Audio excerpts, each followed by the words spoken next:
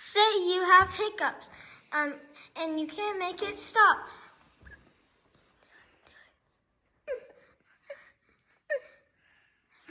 Stop. Get a cup and put a butter knife in it, or a spoon.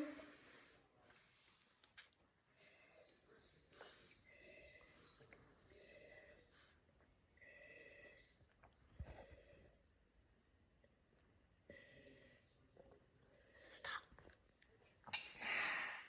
No more hiccups.